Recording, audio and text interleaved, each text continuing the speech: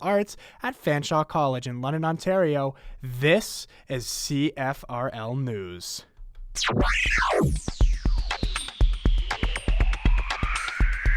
CFRL News at 8 p.m. Good evening, I'm Daniel Monroy. Partially cloudy and windy with some chance of snow tonight. Currently at Fanshawe College, the temperature is minus 7 degrees. The U.S. President Donald Trump has signed an executive order that would continue downsizing the federal workforce.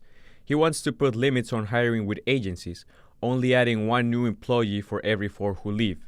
Trump said on Tuesday that he also wants agencies to plan for a large-scale reduction in force.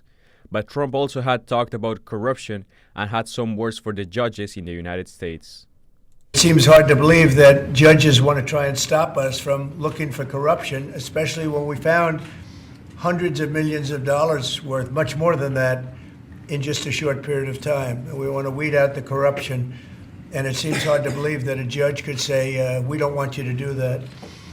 Well, so maybe we have to look at the judges, because that's a very serious, I think it's a very serious violation. On the Middle East wars, the deputy spokesman for UN Secretary General Antonio Guterres gave his reaction to the announcement of a new. The Middle East wars, the deputy spokesman for UN Secretary General Antonio Guterres gave his reaction to the announcement of a new Saturday deadline to release the Israeli hostages. It's essential that the ceasefire agreement, which has already brought so much relief to the long-suffering population, particularly in Gaza, be upheld. Guterres also said the Secretary General echoes what countries are saying about the relocation of Palestinians. You heard what the Secretary General said just a week ago about the need to avoid any ethnic cleansing. There must be no forcible transfer of the population from Gaza. And so we stick to that. And of course, our concerns in that respect are in line with what you've been hearing from some of the officials in the region themselves. The President Trump says Hamas will violate Saturday's deadline for releasing hostages and that he doesn't want to see small groups of hostages released.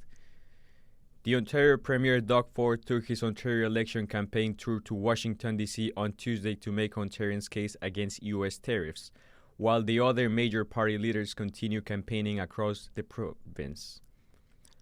A witchcraft fair is coming to London. This festival is celebrating Lupercalia, which is an ancient Roman festival that promotes the coming of health and fertility. This fair gives an opportunity for all to come and enjoy the celebration on February 22nd. The organizer of the event is Anita May. She says it's a safe space for all to come and learn about the culture.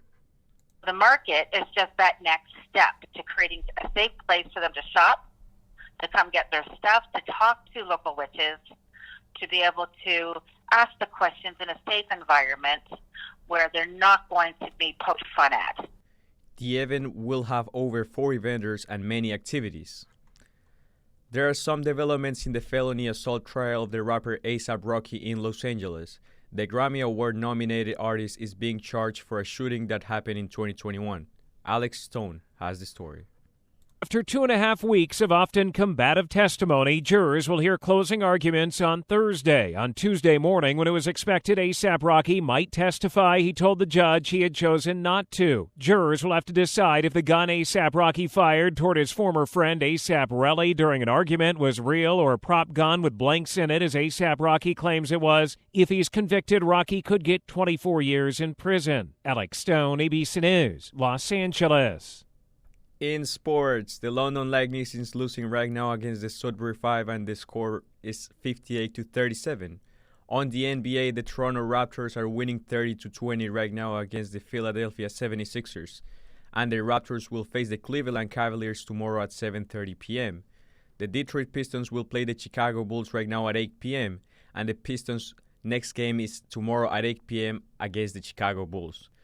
On a friendly match, the Toronto FC lost 1-0 against the Colorado Rapids, and the St. Louis Blues goaltender Jordan Binnington will start for Canada at the four-nation face-off in the tournament opener tomorrow against Sweden. The round robin also includes the United States and Finland. CFRL News Time is 8 p.m. Your weather's next.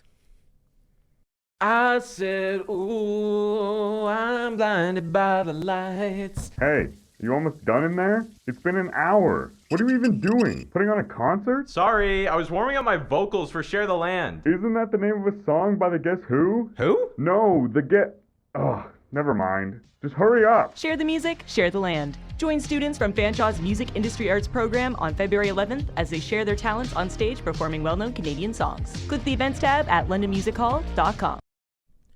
Your Environment Canada forecast. This week will be mainly cloudy and snowy with a high of 0 degrees on Saturday and a low of minus 13 on Thursday night. And also on Friday we will have a mostly sunny day. Tonight we'll have some chance of snow and a windy low of minus 12 degrees. Right now it's minus 6 degrees. Find more news online at CFRLradio.com.